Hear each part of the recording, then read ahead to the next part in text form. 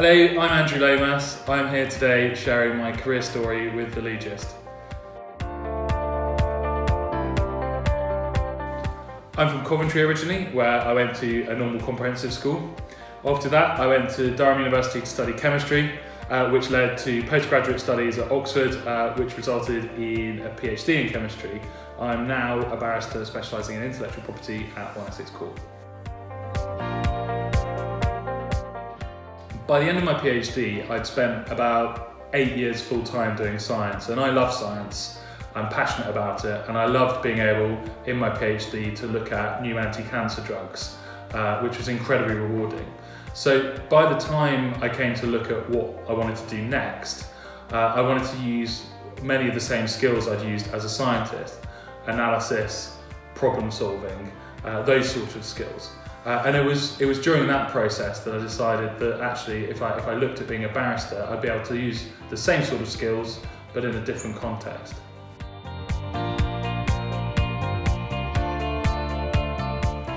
Well, there's no such thing as a typical day. I'll normally get into chambers about 9:30 in the morning after I've dropped my son off at nursery. After that, I'll get up to speed with my emails.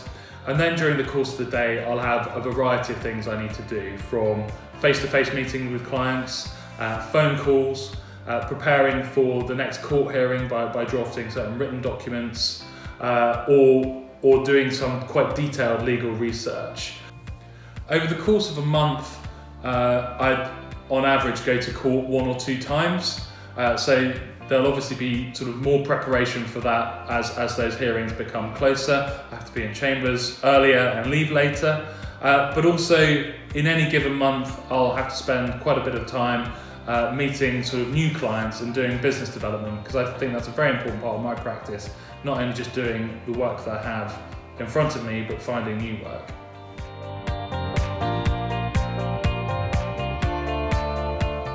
So science, you obviously start off with a fairly big problem. In my case, it was looking at how tumours use sugar and trying to understand how they use sugar and how that sort of can maybe be targeted by generating new anti-cancer drugs. But you don't just look at that big problem, you try and break it down into smaller problems. And the law is very similar. Especially as a barrister, you'll have people come to you when they're in trouble. They're either looking to sue someone or they're being sued by someone. So that's the overarching problem, but you don't have to break that down into smaller units, one of which is how do we win? And then within how do we win, you're going to have to answer a whole range of questions, like what can we sort of reasonably admit, what do we need to deny, and then all the shades of grey in between those two positions. So I think there's actually a lot of commonality there. Once you sort of strip out the fact that one sort of wears a white coat and sits at a lab bench and the other wears a wig and goes to court, there is a huge amount of commonality, because ultimately you've got to analyse fairly big, difficult problems and break them down into digestible chunks in order to sort of relay them either to your peers as a scientist or to the client and to the judge as a barrister.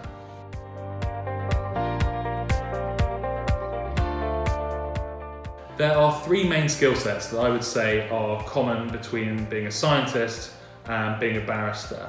The first of those is having really strong analytical skills, because if you can't take a complex problem and break it down into its component parts, you're going to struggle both as a scientist but also as a barrister trying to understand a case.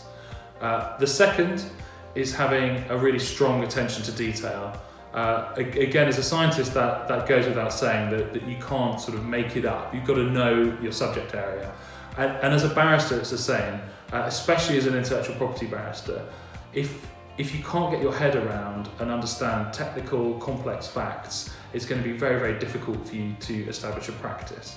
The third skill set is being able to present your case.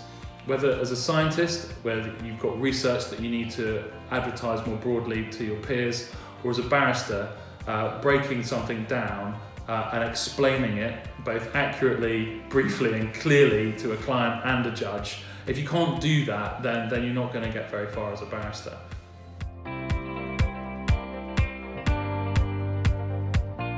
I think broadly speaking, there are 2 categories of challenge that most barristers will come across fairly regularly. The first is the situation where you've been asked to advise a client and the advice that you give is unfortunately something they either weren't expecting or something that they don't want to hear. And that can be difficult because clients are paying you, they want your advice, but at the same time they come to you because you are an independent professional and you are a specialist in a particular area of law. So managing that type of situation can be tricky, but ultimately as barristers we're not here to basically just tell people what they want to hear. We're here to give honest and realistic advice about the prospects of a case that's in front of us. The second type of challenge is the kind of the human one. This is a stressful job sometimes. It can be high pressure, high pace. And a natural result of that is that sometimes people can rub up against each other the wrong way. That's perfectly human. But how to deal with that sometimes can be quite difficult when you're independent and you're self-employed.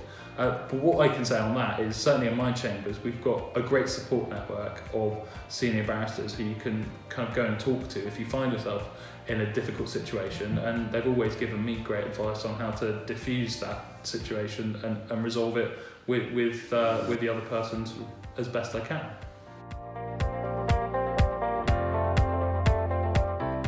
I think the best piece of advice I can give is to do your research, and that applies in a number of ways. First of all, do your research as to what skills and what aptitude is required to become a barrister, because this can be an incredibly rewarding career. I love my job. I love coming into chambers every day. I love the type of work I do. I love the people I work with. It's incredibly diverse and rewarding, but it's not for everyone. If you don't like the idea of doing public speaking, if you don't like the idea of sifting through lots of lever arches of documents, reading them, getting on top of detail, if you don't like the idea of working on your own for extended periods of time, then maybe being a barrister isn't for you. The second thing you need to do research on is, can I make this work financially? And that's important because most barristers are self-employed. That doesn't mean you're never going to get paid. What it does mean is the frequency and the amount you get paid is going to vary from month to month. So ask yourself honestly, can I make this work? Can I afford to be without a paycheck for 3, 4, 5, maybe even 6 months when I start out as a barrister? Because that's how long it can take. And there are chambers out there, including mine, who will offer an interest-free loan to new tenants to help smooth that process, but not all of them do. So do your research. Can you make it work financially? Are there chambers that will offer assistance? The third point is, do your research on what sort of chambers are out there, because each set of chambers has its own individuality, its own personality, its own culture, its own ethos. And there are going to be chambers out there that you gel with instantly. You like the culture, you like the people, you like the way it does things. And there are going to be chambers out there where, for whatever reason, the personalities don't match. That's fine, it's normal. But unless you do your research, you're not going to know which ones are which. As a final piece of advice, make use of the Inns of Court. If you're thinking about becoming a barrister, you're going to have to join one anyway. But they're great resources in terms of careers advice, but also financial help. All the inns offer scholarships for both the GDL and the bar course. So if you're seriously considering this, check out what the Inns of Court have to offer and how they can help you on the journey.